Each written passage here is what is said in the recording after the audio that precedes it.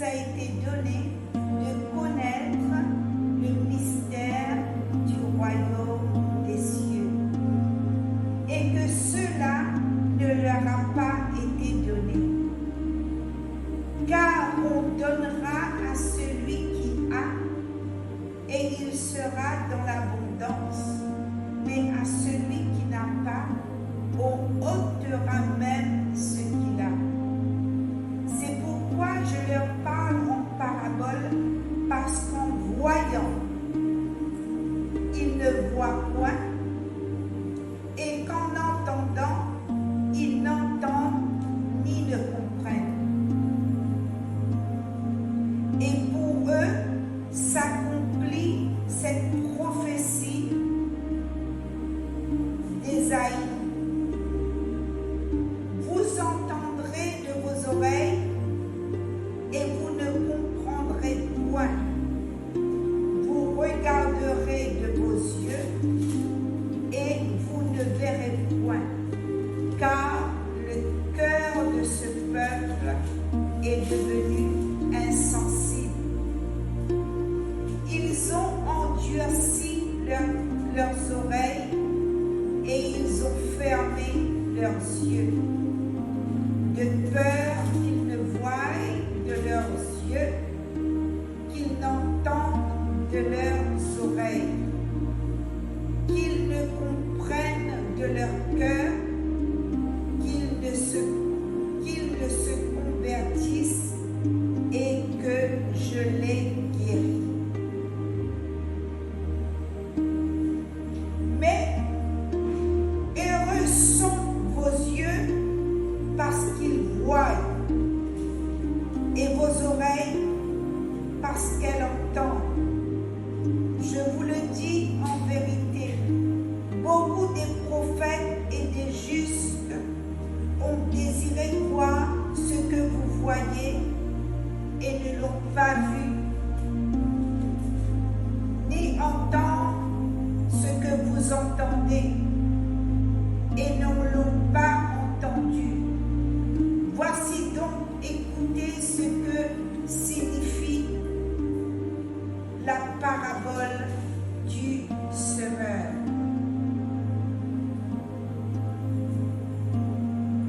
Je vais continuer. Lorsqu'un homme écoute la parole du royaume et ne comprend pas, le malin vient et enlève ce qui a été semé dans son cœur. Cet homme est celui qui a reçu la semence le long du chemin. C'est lui qui a reçu la semence dans les endroits pierreux. C'est celui qui entend la parole et la reçoit aussitôt avec joie. Mais il n'a pas des racines en lui.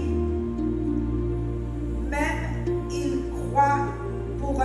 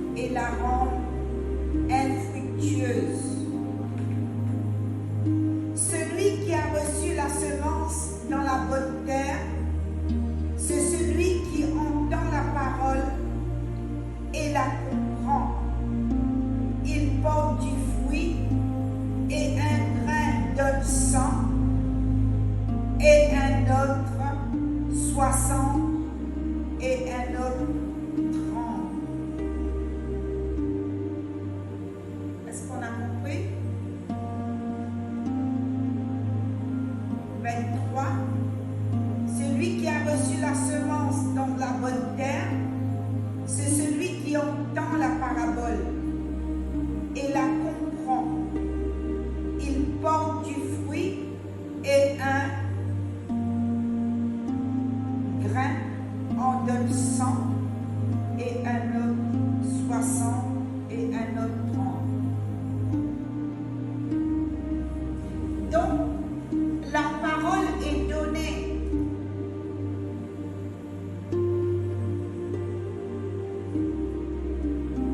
Dieu envoya sa parole et il dit que celui qui a reçu la parole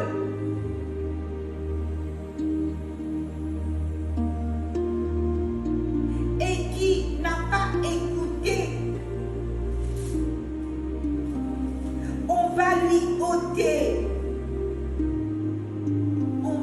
ôter ce qu'il a reçu, parce que c'est le diable qui le fait. Ils l'ont pas vu, ils n'ont pas entendu, parce que une petite tribulation est arrivée, une persécution est arrivée. Oh, toi, tu vas là-bas, tu vas à la réunion de prière, tu vas lire la Bible.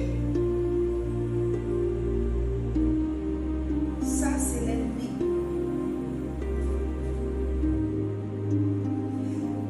Les endroits pierreux, qui veut dire les personnes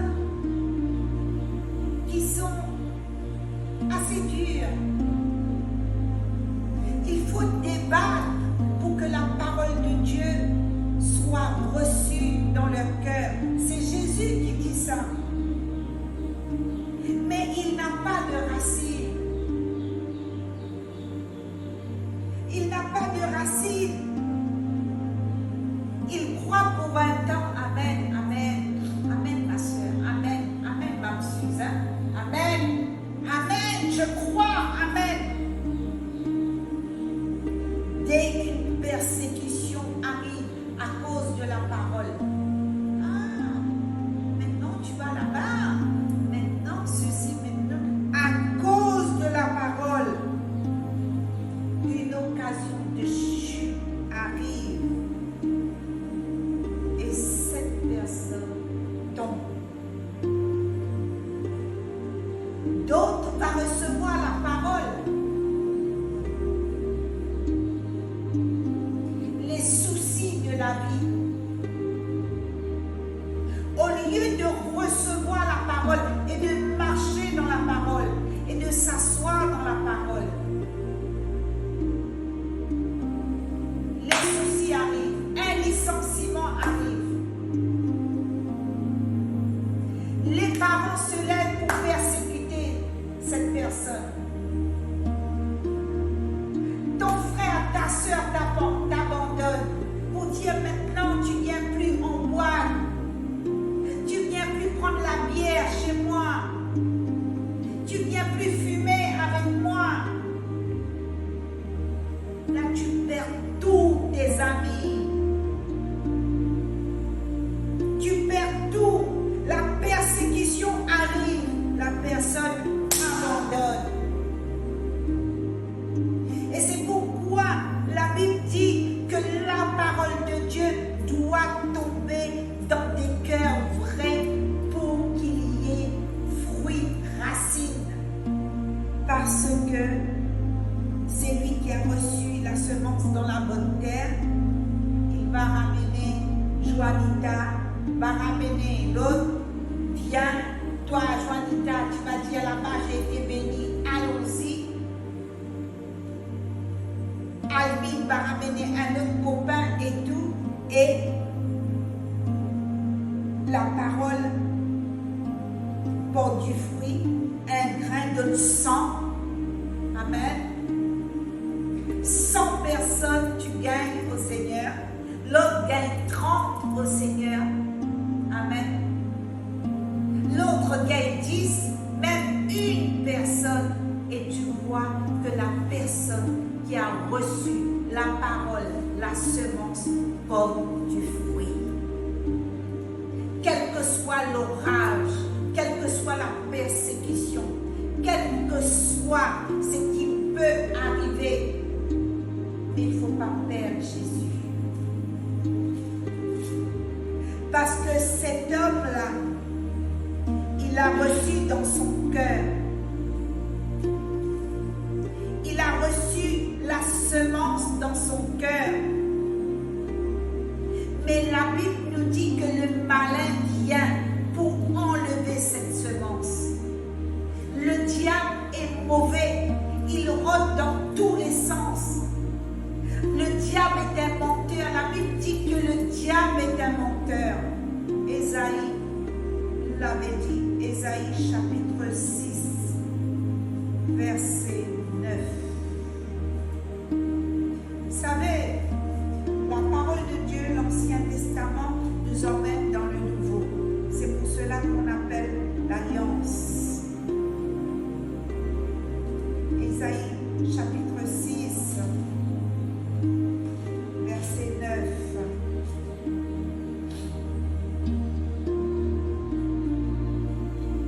Il dit alors, va et dis à ce peuple, vous entendrez et vous ne comprendrez point. Vous verrez et vous ne saisirez point. Vous m'entendez là? Ésaïe, chapitre 6, verset 9. À partir du verset 9, 6, verset 9, voilà. Mettez bien la Bible au milieu entre toi et Lucas. Il dit alors, va et dis à ce peuple, va en mission. Vas-y Isaïe, vas-y en mission, je t'envoie. Amen. Il dit alors, va et dis à ce peuple, vous entendrez et vous ne comprendrez point. Vous verrez et vous ne saisirez point. Rends insensible le cœur de ce peuple.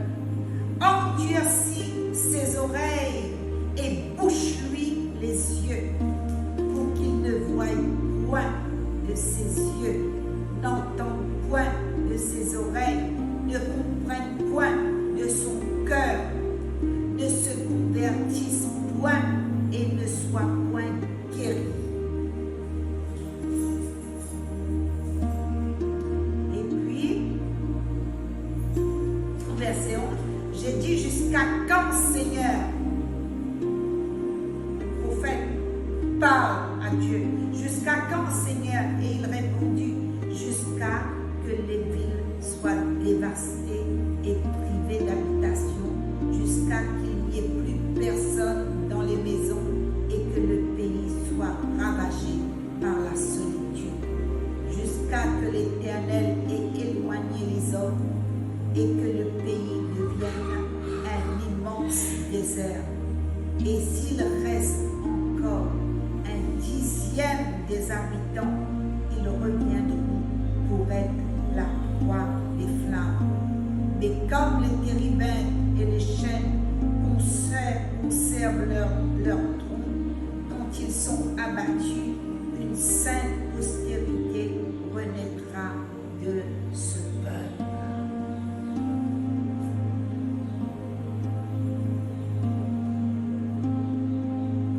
Ici, il y a des pieds carrés, on les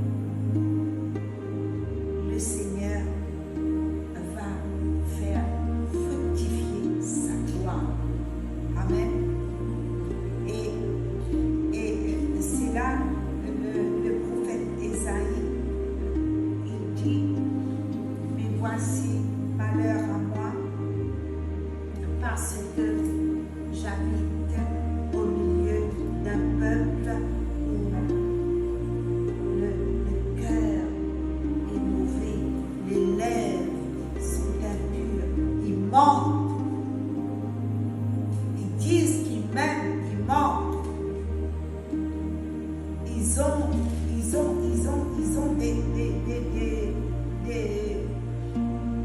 Ils ont des rapines dans le cœur. Ils sont méchants. Ils sont méchants.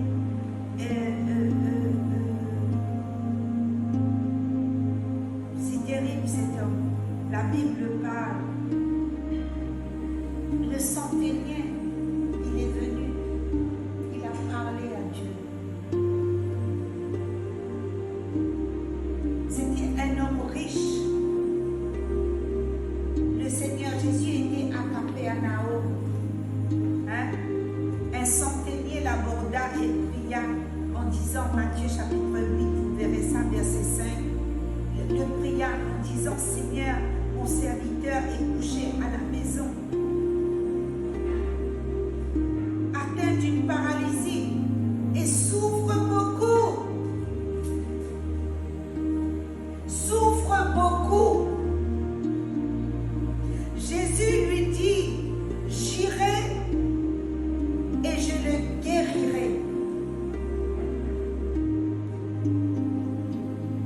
Le centenier répondit, Seigneur, je ne suis même pas digne que tu rentres sur mon toit, mais dis seulement une parole, un mot, et mon serviteur sera guéri. Car moi qui suis soumis à des supérieurs, j'ai des soldats sous mes ordres.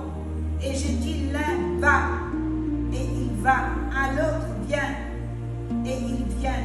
À mon serviteur, fais cela, et il fait. Après l'avoir entendu, Jésus vit dans l'étonnement, et il dit à ceux qui le suivaient, je vous le dis en vérité, même en Israël, je n'ai pas trouvé une aussi grande foi. Non seulement cet homme avait une foi, alors que c'était un grand patron, un grand directeur. Comme ici, on a des grands patrons qui ont plusieurs yachts, qui ont plusieurs catamarans. Ils ont des serviteurs. Fais ça, mets le poisson, fais les salades. Là, on va faire des aubergines grillées, espadons grillés. Ils obéissent à l'ordre. Un grand maître. Mais il a dit à Jésus, je ne suis pas digne de te recevoir. Je ne suis pas capable que tu rentres sous mon toit. Il s'est incliné. Il a reconnu que Jésus est intouchable. Il a reconnu que Jésus est l'unique Dieu qui peut guérir par la parole. Et plus loin dans le psaume, je vais vous trouver, il dit, Dieu envoya sa parole et sa parole court avec rapidité. Sa parole court avec rapidité. Et c'est la parole de Dieu qui a guéri le serviteur du centenier. Mais comment la parole dit seulement une parole, je serai, mon serviteur sera guéri. Mais il avait une grande foi. Il s'est humilié devant l'autorité de Jésus. C'est pour cela, tu peux les faire. C'est pour cela que Dieu dit qu'il résiste aux hommes. orgueilleux et il fait grâce aux humbles. Amen. Il résiste aux orgueilleux et il fait grâce aux humbles. Alors, nous devons écouter la parole de Dieu et comprendre la parole de Dieu. Nous ne devons pas exciter ou combattre la parole de Dieu. Amen. Nous devons nous soumettre à la parole de Dieu et dire, Seigneur, tu l'as dit. Tu l'as dit au travers de la servante de Dieu. Tu l'as dit, Seigneur. Ta parole est vraie. Voici ta parole.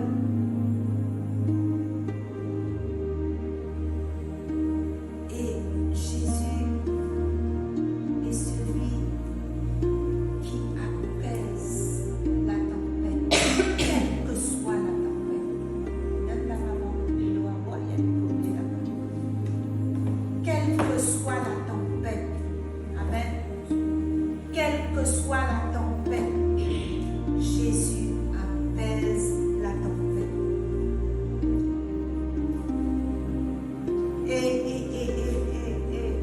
Jésus est celui qui est capable d'arrêter. La Bible dit que sa parole a une puissance. La tempête s'est levée au milieu de la mer. Le flot est rentré dans le bac. Écoutez la parole. Laissez le verre là-bas. Écoutez la parole, s'il vous plaît. Et Jésus va arrêter la tempête. Qui peut arrêter la tempête? Seul Jésus. Et c'est pourquoi il dit dans Matthieu 8, verset 26, « Pourquoi avez-vous peur, gens de peu de foi ?» Alors il se leva lui-même avec cette autorité. Amen. Il menaça le vent et la mer. Il y a eu un grand calme. Et tout le monde dit, qui c'est celui-là? Quel est celui-ci? D'où il sort? Celui qui dit une chose et même le vent, la mer obéissent à cet homme. Qui est cet homme? Alors que cet homme était parmi eux. Vous comprenez? Et toi, tu dois faire attention que tu ne te trouves pas dans Matthieu chapitre 13. Reste-toi bien, s'il te plaît. Matthieu chapitre 13. Que la parole arrive et la parole tombe dans un panier percé. Et que tu ne retiennes pas la parole. Parce que dans Matthieu chapitre 13, il dit le diable, le tentateur, celui qui est Jésus, parce que Jésus l'a détrôné dans son royaume. Il croyait qu'il avait un royaume, mais c'est Dieu qui règne. Amen. Amen. Nous devons faire très très attention. Et c'est pourquoi, avant de lire la parole, nous devons parler au Seigneur. Seigneur, je vais prendre ta parole. Ta parole est la vie, Seigneur. Donne-moi un cœur réceptif. Donne-moi des oreilles pour entendre. Je ne veux pas me trouver au milieu de rebelles. Comme tu as dit, que beaucoup vont entendre, mais ne vont pas entendre. On va voir les oreilles, mais ils n'entendent pas. Amen.